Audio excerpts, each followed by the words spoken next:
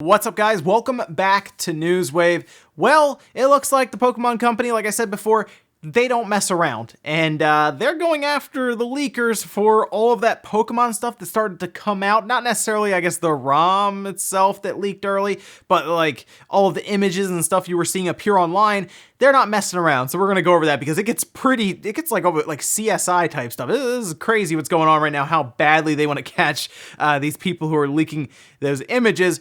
Also, Google Stadia has not had a great launch, and now it's getting a lot of pushback, and it's getting called out pretty bad about a few things during their marketing campaign that turns out has been kind of false now that we've actually had it in our hands, and they decided to respond, and their response is very bad. It is very poor. But we're going to go over all of that and more today, guys. As always, enjoy these videos. Make sure the like button does help out, and get subscribed so you can stay up to date on the gaming news going on in the gaming world. We're going to start today with Devil May Cry 3 Special Edition. This is the good one.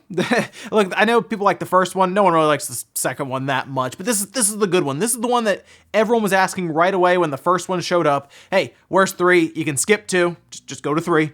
It is happening. It's coming. It's right here on Twitter. They tweeted this out. Devil May Cry 3 Special Edition is set to rock and roll onto Nintendo Switch on February 20th, 2020 for just $19.99. And then it looks like they're going to do a physical edition in Japan, but the big thing here, of course, it's Capcom, so one game will be on the cartridge, and that's going to be Devil May Cry, the first one. Then the second and third one will be download codes. It looks like it's going to be about $50 or so over in Japan. No word on any type of release that I've seen so far as time of this recording for a Western release with the physical copy, although we've seen that quite a bit. A lot of times we have to import the games. Fortunately, it's region free, of course, on the Switch, so even though they don't release it here in the States or anywhere else in the world, you can technically order it off of Amazon Japan or any other place like Play Asia that you can get a hold of it. Now we wonder, are they going to bring over Devil May Cry 4? Maybe. I mean, why not? You go up to 3 at this point. Why not at least go to 4 and bring that over? And sure, people have also talked about 5, but at least right now, Devil May Cry 3 coming in February is a good thing. Also, it looks like Playground Games is continuing on with their RPG project, and they continue to hire on more and more talent, as we see here on Twitter, saying extremely pleased to introduce 2 new starters today on the We Are Playground RPG team. We have Brian Merrill as lead artist joining us from Ready at Dawn. That's interesting, that Ready at Dawn artist there. And then Martin Bunker as principal animation engineer from Rockstar North. Yes, we know Playground Games have been building up for what we assume is going to be a Fable reveal, although hey, maybe it's something different. Maybe it's a full reboot with a different name. We do know it is going to be some sort of RPG, as they themselves have made that apparent, as you've seen.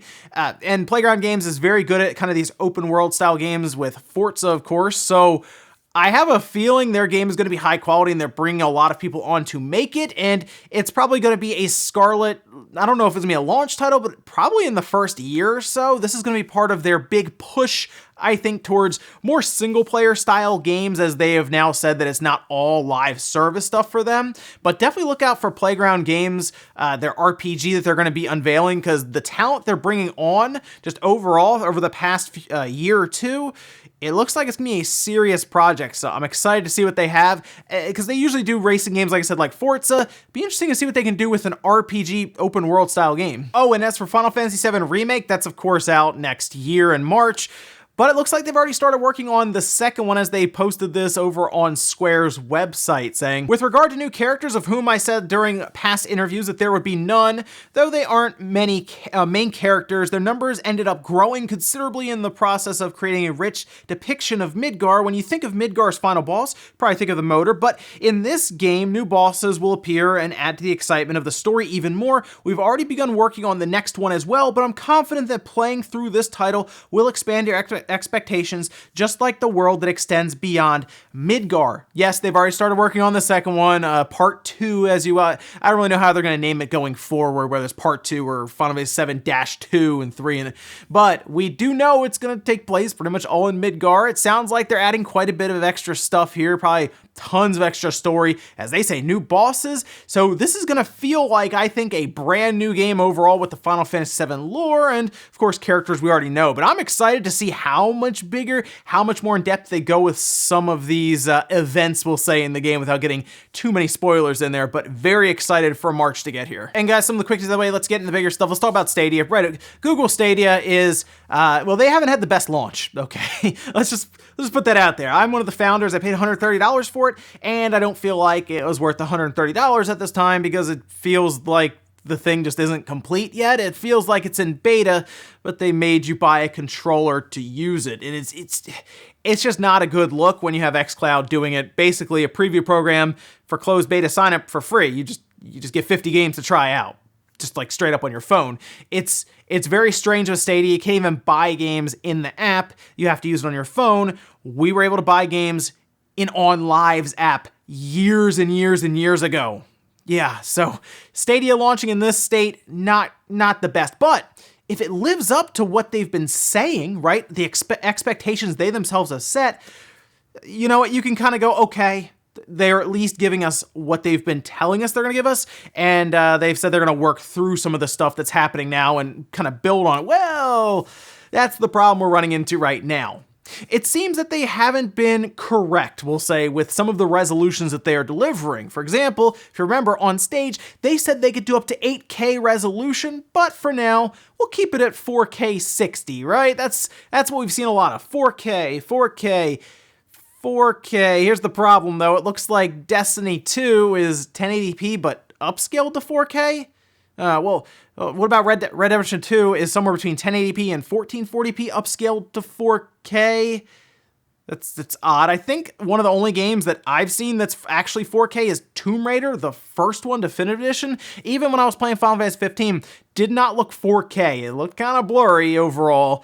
Yeah, that's what we're running into right now, despite tweets like these with Phil Harrison assuring that all games that launch support 4K. We designed Stadia to enable 4K 60 with appropriate TV and bandwidth.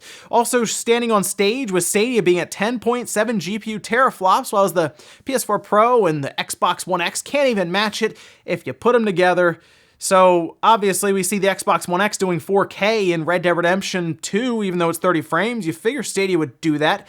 It's not. And then we've even gone as far as to have Stadia deleting tweets like this one that says, don't have a PC capable of running the highest settings with Stadia. You don't need to. Play Red Dead Redemption 2 on Stadia to see every glorious detail in 4K 60 frames per second. It's not 4K 60. It's like 1330p or so. It's between 1080p and 1440p at 60 frames. That's not great for what's been promised. And what's really weird, if you think about it, the amount of bandwidth that's being eaten up, right, by sending a 4K signal that's just upscaled, you might as well just send the 1080p signal.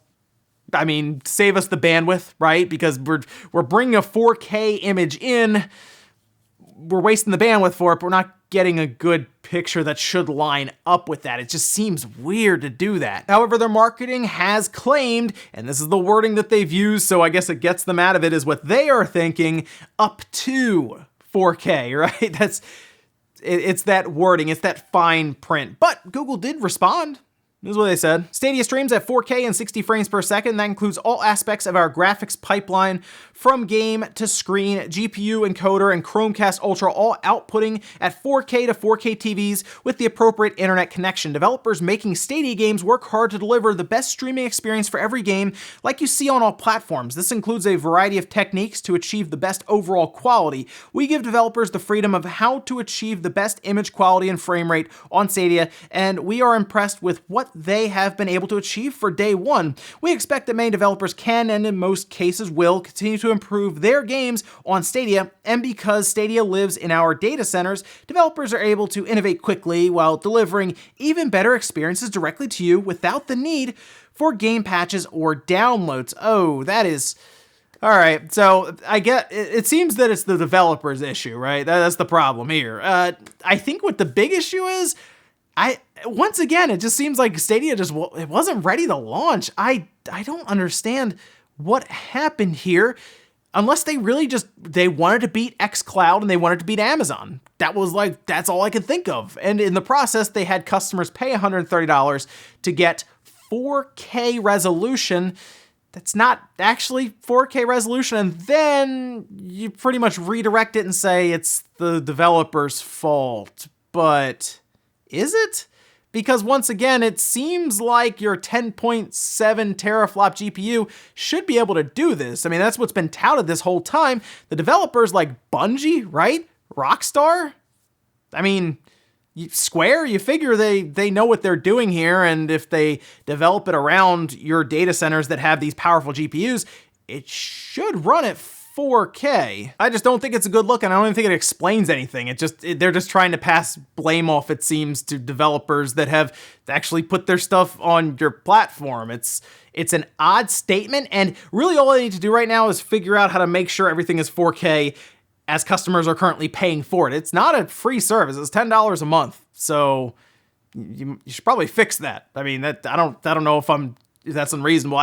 I think you should fix that and make it 4K straight up rather than tell people it's 4K and then just send an upscaled signal, because then you're just wasting bandwidth. Just send them a 1080p signal and be transparent about it. What a weird thing to have to go over. Next up, let's talk about Pokemon lawyers and leakers, because it looks like the Pokemon company, they're going after those leakers, the ones that put out those images that appeared to be from strategy guides, and they leaked them into Discords, and they went all over forums, they ended up on Twitter, and it basically got everywhere. Evolutions, if you remember, we got to that point where we had a whole chart of all these evolutions. You could see what all the different Pokemon looked like that had not been revealed yet, that most likely lined up with marketing campaigns, or just whenever the company wanted to reveal an evolution, that was when they were going to do it. And of course, hitting the internet that hard right away with a brand new reveal tends to trend the game, and then they get more publicity and exposure that way. Yes, it's still Pokemon. Yes, it's still going to sell a lot, which it did, but I think right now the Pokemon company wants to make an example. Now, the lawyers from Perkins Coie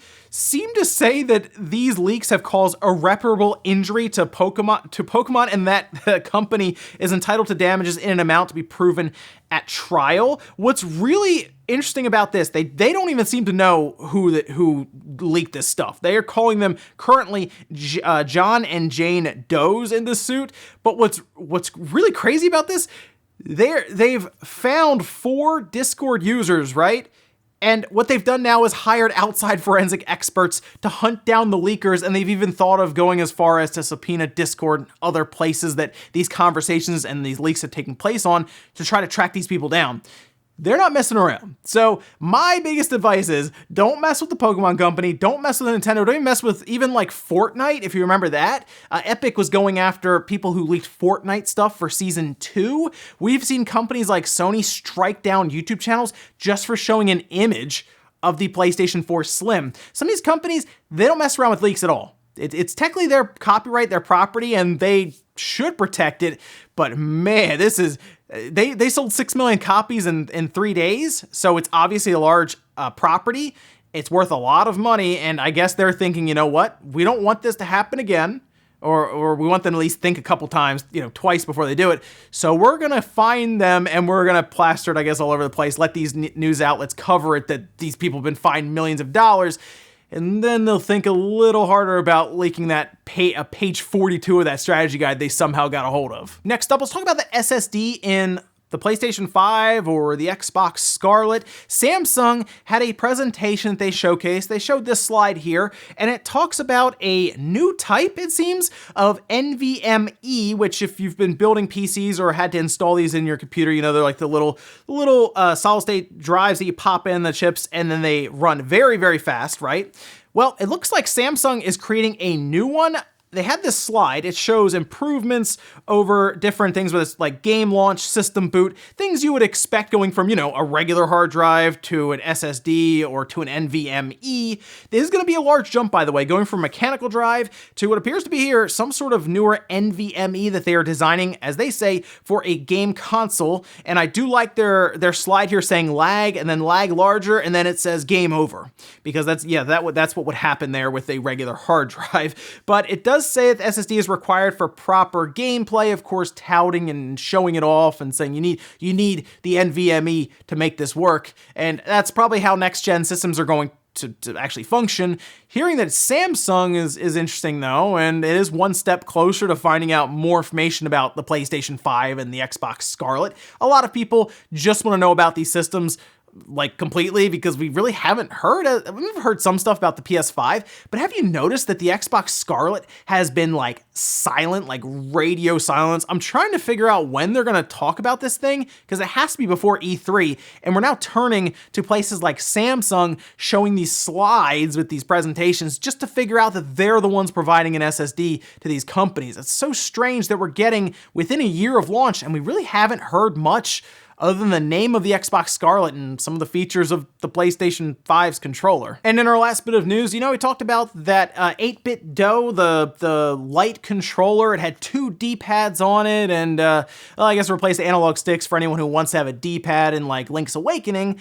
Well, they made a tiny version of it. Yeah, check this thing out. They've done this before with other ones where they're more or less for your keychain, for example, or just easy to fit in your pocket. But this is the 8-bit Do 02, and it's small enough to fit on your keychain. It's very small. It's $19.99, has 8 hours of battery life on a single charge, despite being that small. Of course, works with Android, PC, Mac OS. It could work. I think it'll probably end up working with Switch as well with an update, but as of now, it pretty much just works with those. No vibration or rumble. Obviously, I think it's like too small for anything like that. But $19.99, coming out December 31st, could be a placeholder date, so maybe it's not even out this year. It could fall to next year, or maybe it's out in like the second or third week in December.